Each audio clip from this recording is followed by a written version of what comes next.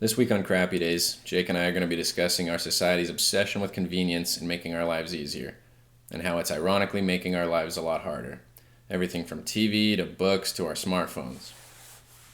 Speaking of which, let's go ahead and get Jake on the phone.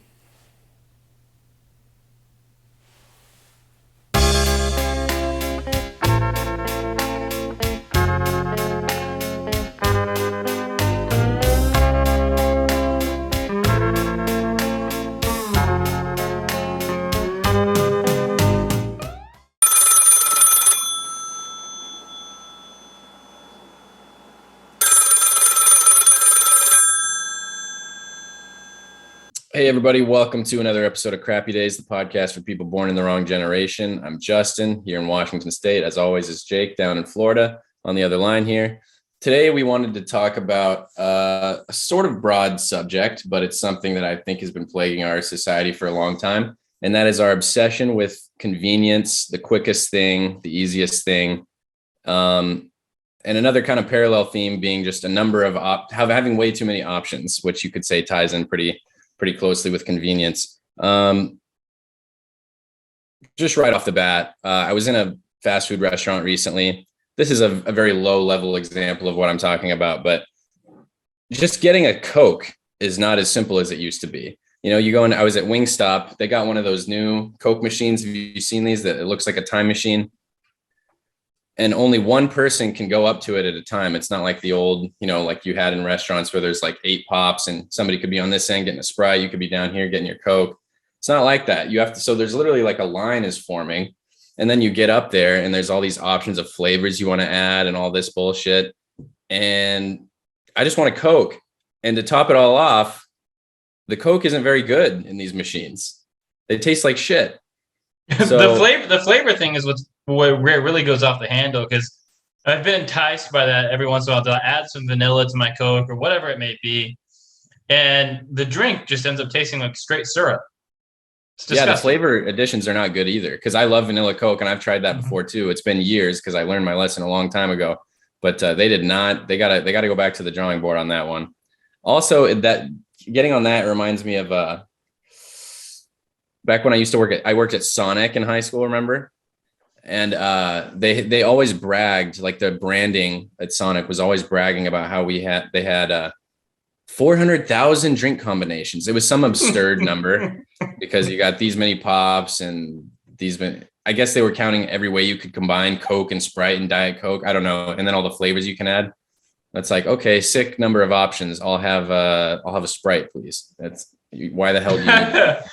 400,000 options, and like 390 plus thousand are just different combinations of suicide drinks that, the typical 8-year-old is running down the line making. Exactly. Different diarrhea varietals. Yep. None of them are good.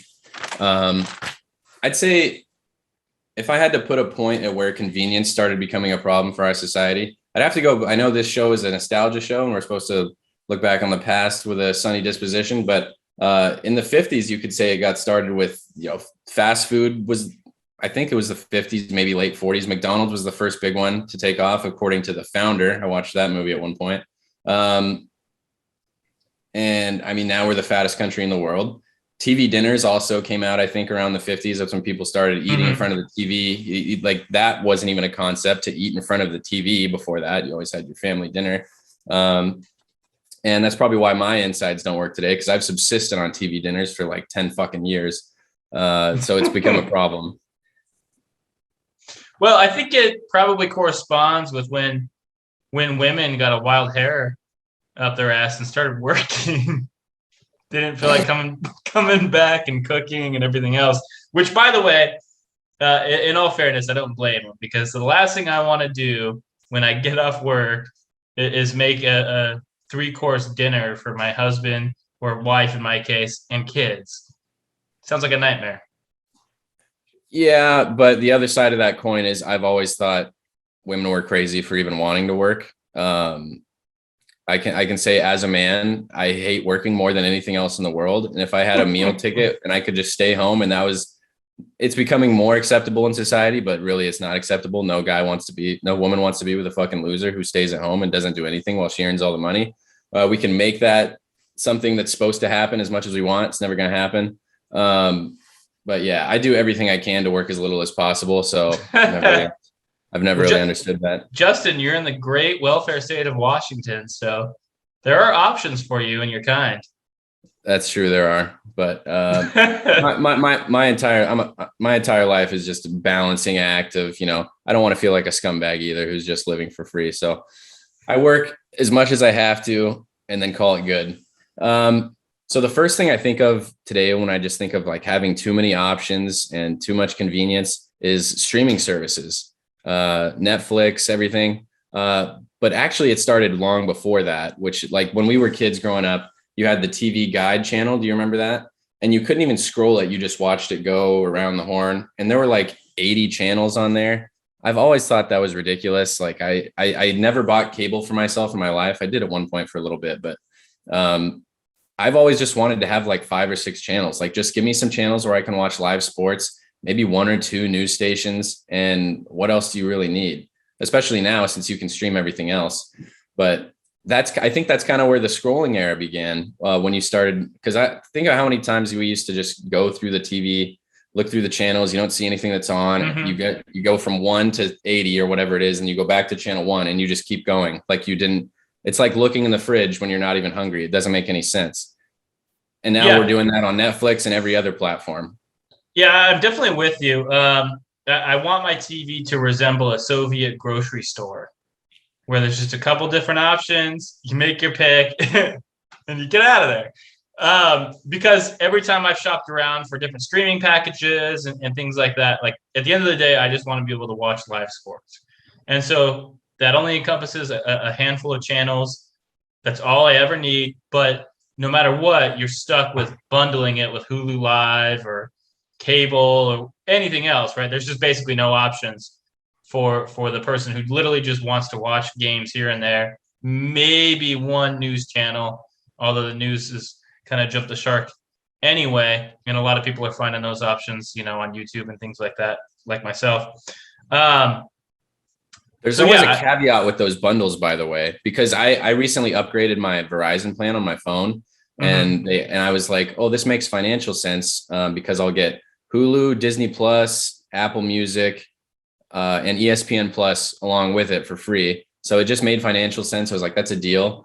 But then what I find out is I see that I still got charged for it because I already had Hulu. So I was like, oh, I got that. I got Apple Music. I'll get those for free. I can cancel my subscriptions, and then I'll get these other 2 things for free. But what happened was I got billed for my Hulu account after this happened. And I was like, what the hell? So I went into Verizon and I said, I just wanted to make sure that I got signed up for this bundle correctly, because Hulu's still charging me and that they weren't supposed to be. And it turned out that bundle included like the cheap version of Hulu that's like $6 and has commercials. And I hate commercials more than anything in the world. So I just ended up keeping the $15 a month Hulu that I have. And then also we make it way too difficult. Like these streaming apps make it way too difficult to watch even a show or anything, because first of all, okay, how many different platforms are there? There's Netflix, Hulu, Disney Plus, Amazon Prime, Peacock, Paramount Plus, HBO Max, just to name a few. There's a ton more than that. Yep. And I've been hearing for a long time about Yellowstone. I don't know if you've ever watched that. Okay, yeah, I watched the first episode on Hulu because I had heard about it too. And the first episode was like, I guess there was a free preview. You could watch it on Hulu. So I thought, great. I didn't bother to skim through the rest of the episodes of season 1. I figured, oh, season 1's free. Great. I watched the whole first episode, and I'm like, all right, this is pretty interesting. Go to the episode 2, and it basically directs me that I have to go to Paramount Plus. Yeah, exactly. Oh, get a load of this. That must have been a while ago, because now, so I had heard so many good things about it, and I was resisting for a while because I was like, I've already got like 4 streaming apps and it's not on any of those. I'm not getting another app. That's ridiculous. I already have more than I should. So, but I decided, I was like, I really want to watch it. Everyone says such good things. They say, tell me that specifically I would like it. So I'm like, I got to check it out. So I was like, okay, I'll get Paramount Plus. I'll see what that is, and I'll just try it out for a while. Turns out this is a Paramount show, but it's not even on the Paramount Plus app. You have to have like the Paramount network to watch it. It's apparently a separate thing. And so I'm like Googling, like, how the hell do I watch this show? I'm putting so much effort just to find where I can watch this program. It turns out the first 3 seasons are on Peacock, but they're 4 seasons deep right now. So I was like, okay, so can I just find one fucking place that has every episode where I can watch it? Why do I have to go on this wild goose chase through multiple platforms to watch a show? And my roommate was like, yeah, I got the fourth season on Amazon. I bought it so you can watch it when you get there. And I just said, fuck it. I don't care. I've put way too much effort into this at this point. I'm done with it. Yeah, I scrambled for a little bit trying to figure out like what to do. I was not gonna cave and get Paramount Plus, only because when Paramount Plus was announced, that's what I knew. All right, we've officially left planet Earth. Like we have lost all touch with reality. There's a million of these Paramount Plus. Paramount is its own streaming service. What the hell is that? And you mentioned like Peacock earlier. NBC came out with their own streaming option. A lot of these other networks are. Yeah, and back in my day, we just called those channels. Yeah. So I don't know. It's because I think they know that nobody has cable anymore, but then they're like, well, we got to get our money somewhere. So it's just never ending. It was always like all the cord cutters too, like the early adopters of this who just got rid of cable like super early on and thought they were cool. They all bragged about how, well, it's way cheaper than cable, blah, blah, blah. And yeah, at the time that was correct. But now, I mean, if you have 10 subscriptions, you're paying twice as much as you had ever paid before for, DirecTV or anything else. Yeah. I mean, I have all these. I've got Hulu, Netflix, Amazon Prime. I got Disney Plus with that Verizon thing. And it's still like, that's only a sliver of all the options you have. Mm-hmm. And even just the idea of like, I'm more a movie guy than a TV guy. I like a good show when I find one, but I don't dig too deep for shows usually. I don't like the idea of like committing to something that's already got 80 episodes out, and there's no limit to how much you can watch. It's not like, because in the old days, let's say it's the 1970s, your favorite show is All in the Family. That's my favorite show now, but that's beside the point. You watch it on Sunday on CBS or whatever day it came out, and you made sure you were home at that time. You took your pee break during a commercial, and you had to be there for that 1 hour slot, that half-hour slot, whatever it was for your show. And then you waited until next week to watch it again, and you made sure you were there. You made plans around it, and if you missed it, you missed it. But mm-hmm. Now we have this concept of like, oh, I've got to catch up on my shows, to where everything is like, it's like homework, And I mean, this bugs me too when people are like, they won't watch a movie that's like 2 hours and 15 minutes, but they'll watch Cake Wars for 3 days straight. And I'm like, oh, how long is your show? You said you've never seen The Godfather, correct? How long is your show? 8 years. Cool.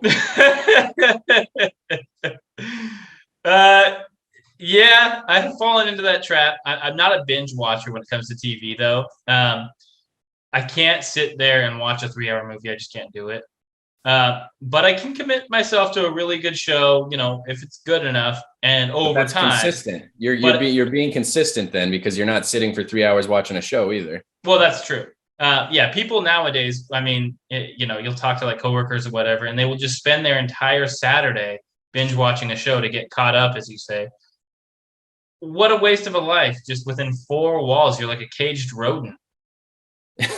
By the way, the same thing applies to like you. I know you and I are both big readers. Mm-hmm. It applies to like a reading list too. Because every time I'm on Amazon and I just look up a book that I want to buy, I see suggestions. And I'm like, oh, that sounds interesting too. And all of a sudden, before you know it, I've got a book list that's like 20 long.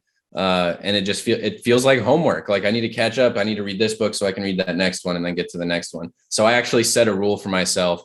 I had a big list of books to read on my phone. I just deleted it. And I was like, I'm starting from scratch and I'm not buying more than one book at a time, because it's just, I don't like that mental torture of like feeling like I'm behind on something I don't even have to do. I'm just doing it because I want to. Yeah, I'm the same way. I have like a Goodreads app, which is basically like a Yelp for books. And so I end up scrolling through that mindlessly for a little bit and finding all these great books, and they're highly rated and people have good things to say about them, and I'll add them to the list. And I think my list is like 50 books deep right now of like books I got to get to and buy. And I swear, if I see one more suggestion that I end up adding to that list, I'm going to run for public office on the platform of book burning. Yeah, and I read a lot. I think I read like 20 something books a year, and so that would take me 2.5 years to read a list like that. It's absurd. You should never be in that kind of position. And that's another great irony of this is like books are what In the old days, that was like, you got TV and you got books. TV rots your brain. Books, you should be hitting the books, read your books. And now it's like, as you're searching for books, you're doing the same shit you do on everything else on the internet. So it's just infected every corner of our society today. I know people are going to think I'm crazy when I say this, but we have too many options for beer now. You watch a movie or a TV show in the 80s, like Cheers or something. Somebody comes in and says, "Hey, I'll have a beer." The bartender knew what they meant because there were like 4 beers back then, and the guy just had his regular thing, and they give it to him. There's a new place in town where I live, and one of my friends works there, and they have like 40 or 50 beers on tap. Why do you need that many? It's absurd. It's more work for the bartenders, by the way, because people are just like treating everything like samples at the Wonka factory. They're like, I need to get like coconut porter, and I'd also like a taste of this IPA, like things that aren't even the fucking same at all, just getting a bunch of free beer. And especially as a bartender too, because I that's what I do. It's too much for a customer, and it's not fun from the worker's perspective either. I like in the old days when you watch an old Western, somebody just comes in and says whiskey, and they just pour them the one whiskey that they have. They don't even have different brands. My dream is to open a bar that's a very simple concept. Call it like Simple Sols or something. You can have a beer, or you can have a mixed drink, 2 ingredients. Anything that has more than 2 ingredients is not allowed. I'm not taking out any shakers or stirs or any of that bullshit. You can have a Jack and Coke. You can have a vodka tonic, gin and tonic, so on and so forth. Simple Sols.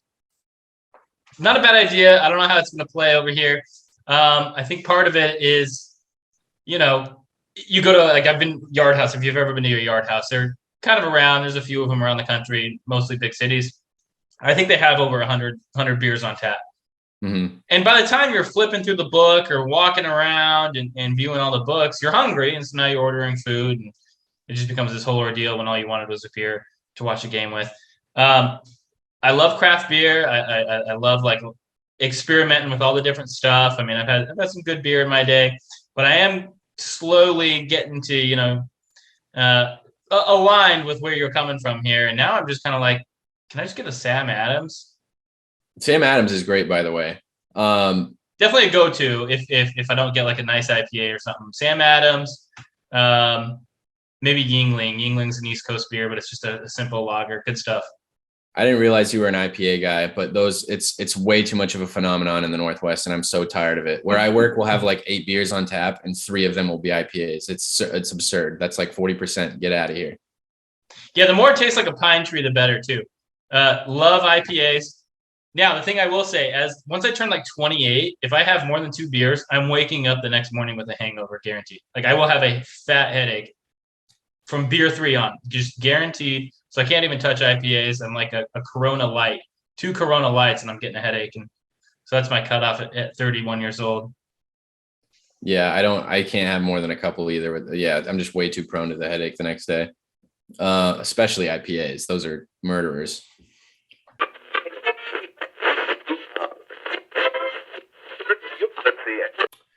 Another idea that you could say was pretty convenience-based when it started is social media. The idea was that it'll allow you to keep up with people you don't normally keep up with. As it turns out, what that's become and what it kind of always was is you're keeping up with people you don't want to keep up with.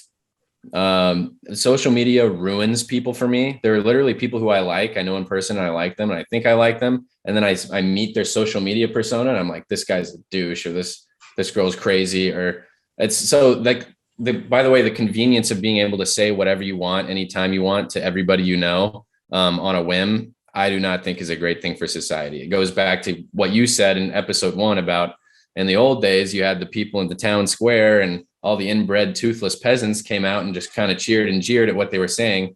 And now those toothless inbred peasants are like, they all have their own platform. Yeah, exactly. And they're on all the different social media. That's another one, by the way, speaking of too many options. How many social media platforms are there these days? I mean, there's Facebook, Instagram, Twitter. YouTube is technically considered a social media. Sure. TikTok, the worst that will ever be created, I'm sure. Yeah. So and the majority of these people are Reddit. Reddit is another one, by the way. So many people are on at least 4 or 5 of these. They're all absolute time wasters. And you're right that it is a convenient way to join Facebook groups and feel like you're involved in the community and all these different activities, when in reality, you're just sitting behind your phone screen, adding a couple comments, giving a couple thumbs up just for a quick little dopamine rush and calling it good. And wow, you're doing your part. Active community member. That's what the dopamine thing is basically. We could have made this episode just about dopamine, because that's the problem with all this stuff is we're just bored. We're perpetually bored, I guess, if we're not looking at a screen. I find myself checking Instagram and things for no reason when I was on it like 10 minutes before, and I know there's not even going to be anything new, but I'm just, it's a perpetual distraction and I can't stand it.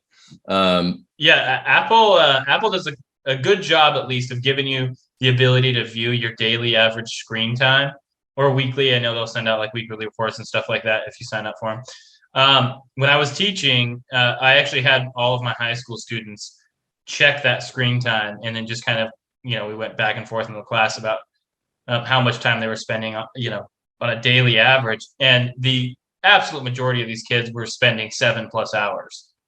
Sheesh. Every single day. One girl, I think the highest I saw, one girl was up to 12. And that's incredible. Yeah, that's incredible. You're barely awake 12 hours. Right. And you're in school for 8. I mean, she was at the time, right? So we're getting to the point where your entire life, or people's entire lives, we're raising an entire generation of people whose lives are just spent like this. Yeah. All day, every day, 24/7. They don't hang out with friends. Their idea of hanging out with friends is DMing people after school on Instagram. So I actually checked because my phone tells me once a week what my screen time was for the previous week. And this last update that I got, it told me your screen time was down a certain percentage, like 9% or something last week. I'm like, okay, it was down. I didn't spend that much time. And then it tells me only 3 hours, 48 minutes per day average. Yeah, only. I mean, but relative to the general population, that probably is an only statistic, right? Like, you're not doing too bad under 4 hours. I essentially watch The Irishman every day with that kind of screen time. That's ridiculous. With some previews at the beginning. Yeah, terribly long, overdrawn, overrated movie, by the way. I like it, but we'll move past that. The other thing too, like just phones in general, and convenience. The camera technology has advanced so much over the years, and yeah, okay, what a great thing that you can snap pictures of this, snap pictures of that. But over time, people have moved away from like grainy video footage, and so nobody really used the video cameras on their phones, to now going to things like a concert and just video recording the concert, or like some big event will be happening in front of them and they're still staring at their phone screen, watching it through their phone screen so they can record it and never go back, in their photo library and view it anyway. Never. Living the moment is not something anyone does anymore. Yeah, I literally went to a Dallas Cowboys playoff game like 2 weeks ago, 3 weeks ago, whenever that was. Against the Niners? Yeah, I was at that game. Great game, great atmosphere. Half the stadium at kickoff, when the ball's kicked off to start the game, half the stadium is watching it through their phone screen. Pathetic. Yeah. Pathetic. Dimitri Martin had a one-liner that relates to this perfectly. He said, "I love going to concerts because I love seeing my favorite band through the phone of the asshole who's standing in front of me." Yeah, that's exactly right. I mean, the last time I went to a concert, it was probably 50+% of the people. Same thing. And by the way, the audio still sucks. So like if you're going to a concert and you're recording the audio on your phone, it's still going to sound terrible. You're never going to watch this anyway. Yeah. And our phones are a crutch when we're bored. When we're at home, we spend way too much time on it. But if you have 50,000 people around you attending an event, your phone is pretty much obsolete. It should be, except for maybe taking one picture to commemorate the occasion. What do you need your damn phone for? Ugh, infuriating. Let's see. Yeah, the other thing, like back when we were in high school, I know a big part of not big, controversy was arising with a lot of cell phone usage with kids too. especially back then when like girls would get like a nude that would leak, or like an ex would spread it around the whole school. Like I know you and I can think of a couple of girls off the top of our head who that happened to, right? And so like that should have been a moment where parents thought, we need to scale this back. We need to scale phone usage back altogether and not let our kids involved. But instead, you fast forward to 10 years, kids are on their phone 12 hours a day. And society as a whole collectively said, yeah, that's a terrible problem. Maybe we need to make money and create OnlyFans. And every kid's getting a phone at a younger age now too, by the way. Yeah, I know. And there's tablets specifically designed for kids. I mean, there's literally like iPads marketed. It's might be an Amazon branded one. I forget exactly who's the manufacturer, but it's branded for like a 2-year-old. And they pick up on it so quick. Like my kid, I don't even let her use my phone, and she still knows how to like swipe some things and, press play at least on a YouTube video, things like that. Unbelievable. It infuriates me. My kid's getting a Firefly. Oh yeah, the emergencies only phone. Yeah, the emergency only is you get like 5 contacts that you can call. There's no texting, there's no data, there's no internet. And my kids are using that until they're 18. When they're out of the house and they have their own job, they can buy themselves their own smartphone. But I'll be damned, they will have that when they're 16, 17 years old in high school.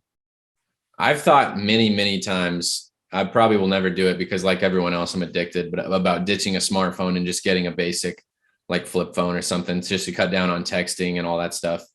Warren Buffett apparently uses a little cheap phone like that. So I think if it's not too good for him, why do I have a smartphone?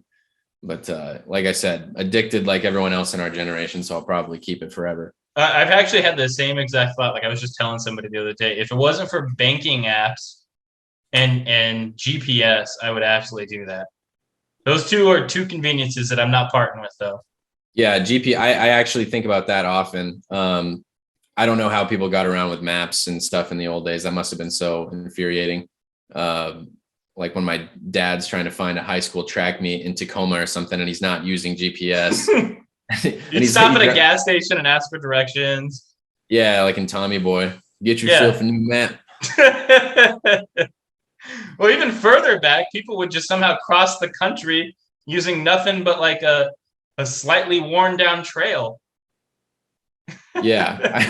Yeah, just looking for footprints. Just looking for footprints from New York to Oregon. Incredible, those Magellans. And dying of dysentery on the way too, of course.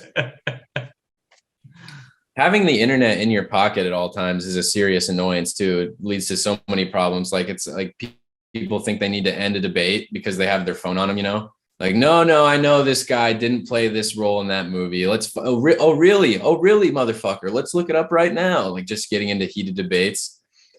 Yeah, Google it, right? Google it, Yeah, Google it. Yeah. I'm ready to go back to Encyclopedia Britannicas. Google's a nice tool here and there, but I feel like it's such a crutch now. It's like a calculator where you don't really need to know math. And so people just don't bother to learn math that much. Math scores are just plummeting tremendously in this country, for instance. Math is racist is what I've been hearing. Huh? Math is racist is what I've been hearing. Yeah, that's the new thing. It loves Asian kids. Hates everybody else to varying degrees. Well, don't you know that other minorities, non-Asian minorities, just aren't capable, Justin? They can't keep up. That's the real issue. That's what like that's what I think it was the it's like the I can't remember the stupid title, but some lady who was like head of the school board in Portland or something like that. Of course it was Portland. Had said she didn't say those words, but she basically might as well have saying that math is like, but not even saying the Asian thing either. Like math is like a white supremacist thing, pretty much. Just more idiocracy playing out before us. Yeah, good luck with that when we have an entire generation and nobody knows how to be an architect or an engineer, and we have collapsing buildings and everything because people couldn't make the right calculations. But at least we solved racism. Yeah, at least we solved racism, as we're tumbling down the steps of our high-rise condos like the walls of Jericho. Um, but back to Google real quick. I think it's that same crutch, right? It's the same concept, and you don't really need to learn anything because you can just Google it all. And so the art of knowing random, small, pointless, meaningless facts has completely died, and it saddens me. You know what else you can find on Google? Any pornographic imagery you want in the world. So I mean, I probably felt like that was pretty cool when I was like 15, but I don't think anyone realizes what a problem it is today. Like the first time I saw porn, what could definitely be categorized as porn, I was like 11 and I wasn't even looking for it. It was like a pop-up on my cousin's computer. I won't say which cousin. And I was like, fucking all these images pop up and there's like I had never even seen a boob before. And all of a sudden there's like these girls like licking each other's boobs like they're ice cream cones. Like, well, my brain didn't even know how to process it. I had to hand the laptop over to my aunt. Like, I didn't do this. I don't know where this came from. 11. Can you imagine that? Yeah, that's probably the norm. I think that is like the average age of like when a child is first exposed to porn. It's like 10 or 11. I think I think it's the average age they start looking for it now. It might be. It's something like that though. It's unbelievably low. 11 years old. What is that? Fourth grade? Like sixth. Sixth? I think no. I turned 13 in the seventh grade, so I would have been. Yeah. Okay, you're right. I guess. All right. That doesn't sound as young. I was thinking. You turned 13 in the seventh grade. Yeah, January. Yeah. What January? Should have been eighth grade. I don't know. I don't remember. I think you turned 13. I did not. I didn't skip a grade. I didn't get held back. So whatever the norm is. Okay. But sixth grade. Okay. Well, I was a twerp in sixth grade. Now they just, I mean, a lot of these young kids, they just talk like they have the knowledge of this kind of stuff like an adult. It's terrifying and it's really sad. Well, so many people are addicted to it and don't realize it too. Because I know so many people who are like, I'm like, when's the last time you like didn't watch it? Like how often? And like there are people who watch it every day or at least every week, and they probably don't even know they're addicted because they've never tried not to watch it. So it's like just a constant thing in their life. And there's no accountability. There's no shame involved in it because it's just a secret no one knows about. In the old days, like you had to be like, so I think it's like a pretty average guy now is like doing that probably a lot. And in the old days, you had to be like kind of more pervy than the average guy because you had to seek it out. You had to walk into a video store, grab a video with tits on it and bring it up to the clerk and be like, I'd like to check out this video, sir. Anything else for you? Yeah, let me grab this Charleston Chew while I'm at it. And I can't imagine doing that. I have way too much shame. I would be way too embarrassed. You basically have to be somebody who's like a regular at Castle. Like you have, do you ever go to Castle when you turned 18? That's what everyone does in the Tri-Cities. Yeah, I think I popped in there for 2 minutes, got some dumb laughs and dipped out of there. That's what it's for. For those who don't know what Castle is, I don't think it's a national chain or anything. I just know there's one in the Tri-Cities, and it's a like sex shop basically. They got porno, and you just go in and go, dildo, and then you leave and you don't buy anything. And you just kind of snicker at the guy behind the counter. That guy works here, and that's the end of that. Or you're at 7-Eleven back in the 70s, and you're like, I'd like this Jugs magazine, please, sir. And most people would be way too embarrassed or ashamed to do that. But now it's just like, yeah, you just get to it. In fairness, back in the day, they did have some other options. You could have been Pee Wee Herman sneaking into the back of a theater and rubbing one out in public. So I'm assuming you did not make that up. Pee Wee Herman, yeah, that's the whole thing. He's very known story about him. Okay, I think I did hear that, but it's been like 20 years. Google it, dude.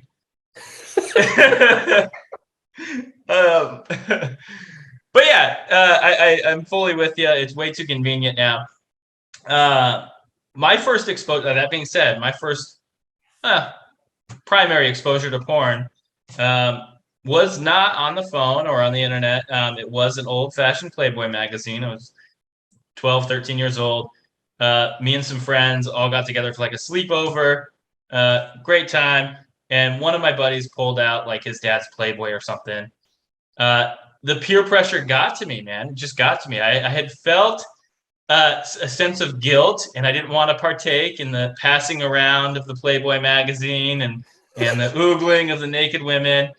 But all of my friends were doing it. I felt like I had to just like, oh yeah, look at it and then pass it along.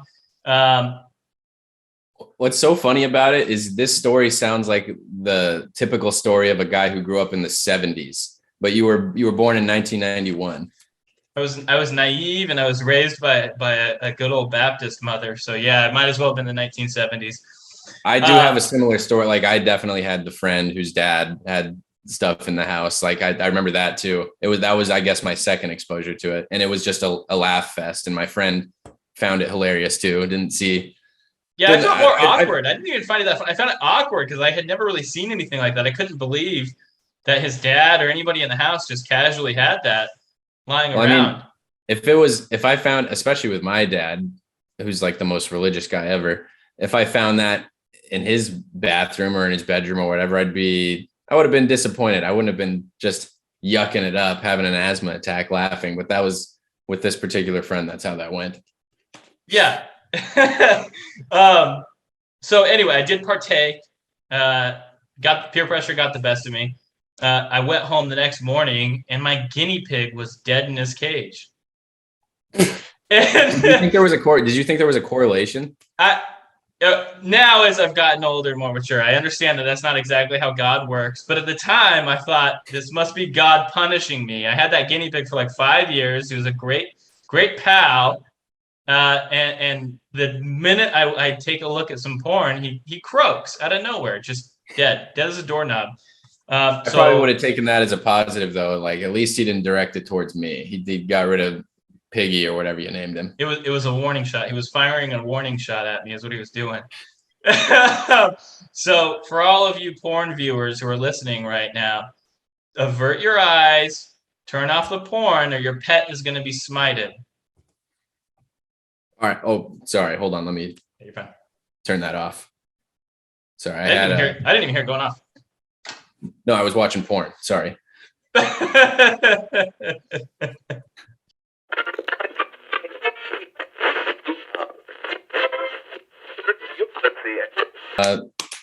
Dating apps are another thing where you have a million options in your pocket. So convenience and way too many options. I'm dating a girl right now. We met on a dating app. That's going good.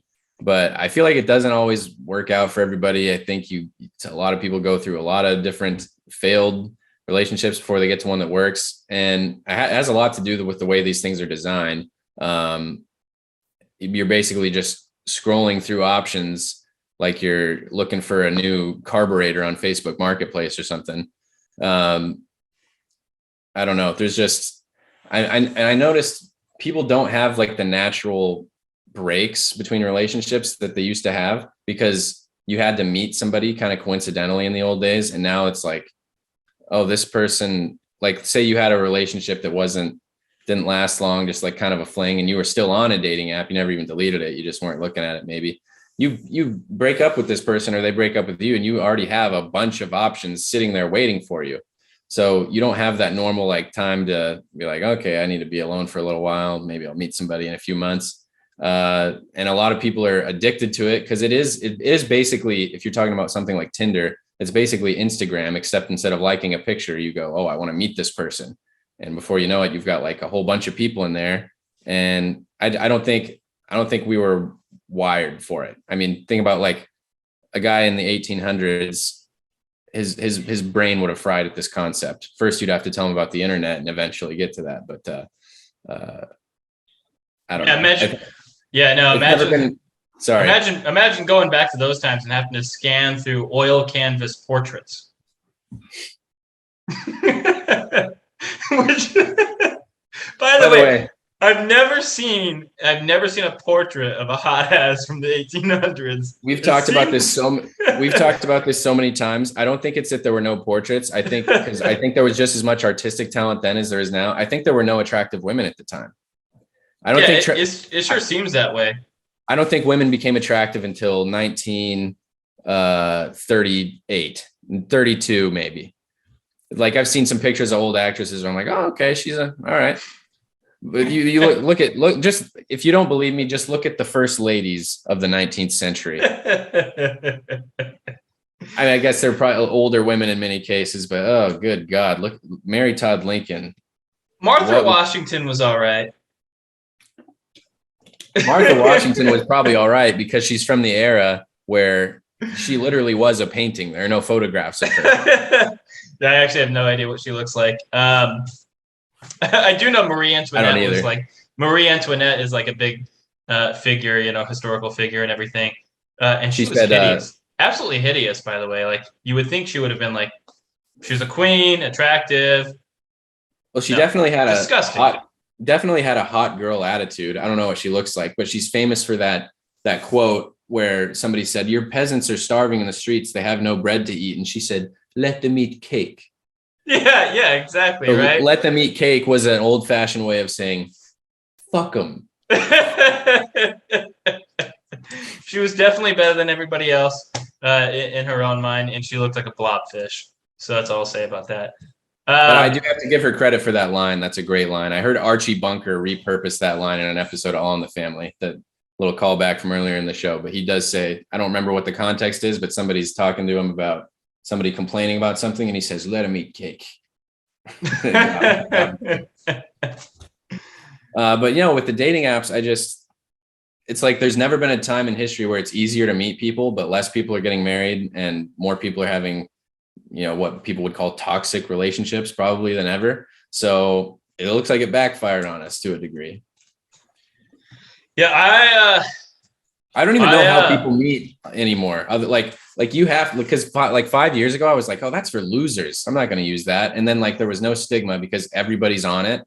And you can't, this is like, as I'm an old school guy and I like resist trends and stuff. But this is one thing where like you kind of have to adapt or die, because these girls that you're hoping you just run into by coincidence and have a romantic how we met story at the grocery store or whatever, they're on the dating apps and they got a bunch of guys in their pocket waiting to talk to them. So you don't really have a choice in the dating world anymore. Yeah, they're also not leaving their room because they're binge watching Netflix. So you're not going to really see them out in public anyway. Which running into Melissa was how I met my wife. Just happenstance, met her in public. No romantic conversation or anything like that.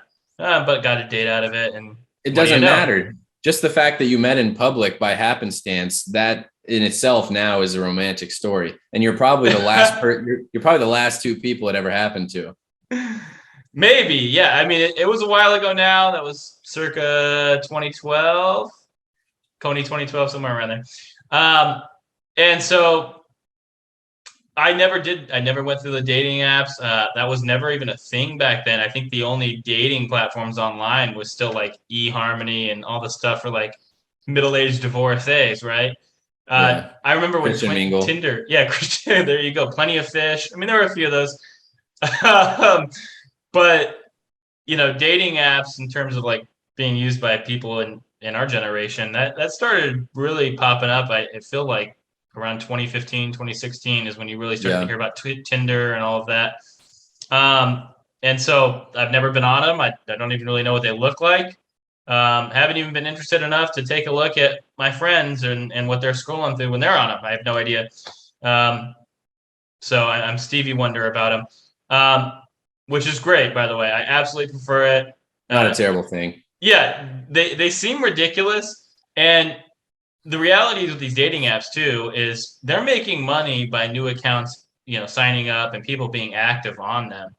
So where exactly is the financial incentive for them to actually make matches? They just want to provide endless options and keep everybody in a state of misery and constantly using their apps until they're 60 years old and decrepit and finally realize that they're destined to be alone forever. Well, I wrote a joke for my stand-up show I just did where I said, Hinge markets itself as the dating app that's designed to be deleted. The idea is that you meet somebody and then you delete the app. And they're right, because I've deleted it 4 or 5 times now. Exactly. I think you're right. It's like most, and that's where I met my girlfriend that I'm seeing now. But the way these things are formatted, they don't like narrow down a specific field that like is tailored to you. It's literally an endless scrolling thing, like just being on YouTube or on Netflix or anything. It's like, okay, this girl, I see her, I dislike, whatever. And then there's more. It's just like basically never ends. So I think that's the main problem with it. Yeah, I know a couple people who it worked out for, ended up getting married and everything. More power to them. But I just have a feeling, a lot of these people that are using them are going to still be on them when they're 45. So Yeah. Good luck to everybody on a dating app, but definitely don't regret or don't wish that I was a part of that scene at all. Yeah, good thing you had to make a grocery run that day. Actually, yeah, I was working at Buckle at the time, and she just happened to come in for a pair of jeans. So that's how romantic that was. I did sell her a nice, expensive pair of jeans and got a sweet commission off of it, like $3 or something in commission that I ended up flipping and using on our date. So good stuff there. Did you play? I remember I had a conflicting vacation that was already planned when you guys got married, so I wasn't able to make it. Did you play In Those Jeans at the reception? We had no reception. We just had we had like a post-wedding dinner. We had like maybe 10, 15 people there at the whole wedding. Did it in Miami because we wanted absolutely nobody to go to it. We didn't want a bunch of people. We didn't want to pay for a bunch of people. Had no interest in that. So we just had a nice traditional Catholic wedding in the chapel. And then just everybody that was there who made it went to dinner. And that was that. Spent all the money on the honeymoon. There you go.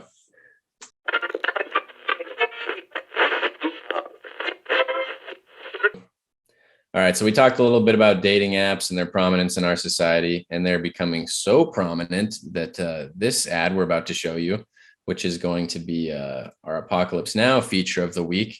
This is a real thing. It's not brand new. I don't want anyone to think we're behind or anything. This has been around for years. Seen the commercials, but this dating app exists. Let's go ahead and roll the clip, and you can see what you think for yourself.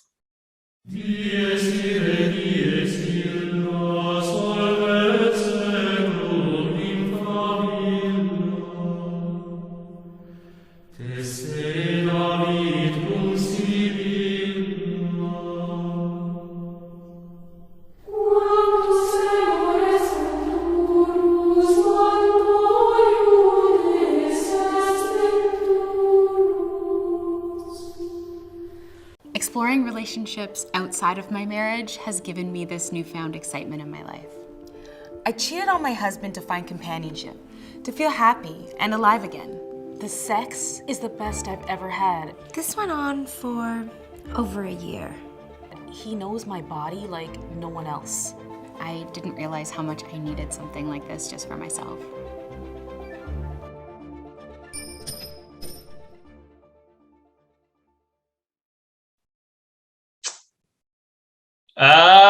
I had no idea Ashley Madison was actually for adultery. I just thought it was some discreet, I don't know, maybe cheat on your, I didn't even think it was cheating related. I don't know. But what I do know is after watching this ad, I am questioning if Islam is really onto something when it comes to adultery. What's being stoned to death or what? Thrown off a building? I don't. These women should be stoned to death. And I know episode 5, our anchor analytics. In episode 5, our anchor analytics singled one of you listeners out as listening all the way from Egypt. And so if you came back for episode 6 and you're listening to this right now, send us a Quran. I might want to thumb through that a bit now. Yeah. By the way, I don't know how you didn't know that was what it's for. The company's slogan is "Life is short, have an affair." But yeah, I see that now. The only thing I'd ever heard about Ashley Madison was the big data breach they got, and so all this discreet relationship talk went right out the window because Ashley Madison told the whole world who was on there. I remember that. Not so discreet. Also, if you're trying to be discreet and you don't want people to get caught, maybe don't have commercials running on TV in the middle of the day. Your target audience is sitting there with their wife. What are you doing? I know these women in this ad are paid actresses. What an acting gig to land, by the way. This is the line. This is the line we need you to read. I cheated on my husband so I could find companionship. I really wish it was like a platform user though who just announced that to the world on a commercial. Yeah. One woman who says it was the best sex I've ever had. These guys aren't very picky outside of I need to find someone who's married, apparently. She is about a 2. And she's on there proclaiming that she was very hot and bothered by this fella. I loved the little, obviously I didn't love it, but the line at the end, I didn't realize how badly I needed this just for myself. You're married, bitch. Nothing is just for yourself. When you're getting your vagina rammed, your husband doesn't take any pleasure in that. Only you do. That's kind of how marriage works. You're not, it's not just for you anymore. Yeah, but again, it goes back to everything we've been saying about narcissism. Every one of these women, it was all about, I needed this. I wanted companionship. It was the best sex I ever had. It's all me. So we're back to the work of the devil. And by the way, this is an equally scumbaggy app for men. It's for men who want to cheat on their wives. It's for men who want to sleep with women who are married. The idea that exists is bad enough, but that it's like promoted publicly on TV, unthinkable to previous generations, and very vomit inducing. Yeah, I'm curious how many users they actually have, because I know it's for people who want to cheat on their spouse and everything, but it probably ultimately just ends up being for men who want to be catfished by other men. Well, let me check my profile real quick, see how many matches I got today. No, I know what the 10 commandments are. All right, guys, thanks for tuning in today and listening to us rail about convenience, which has, it's been pretty convenient to start this podcast. It's way easier than it should be. We shouldn't be on here. Most podcasts should not exist, but we're glad you're here anyway, and we'll see you again next week. I'm looking for someone other than my wife. Other than my wife. Ashley Madison's right. I'm looking for someone other than my wife. Other than my wife. Ashley Madison's right. I'm looking for someone other than my wife. Other than my wife. Ashley Madison's right.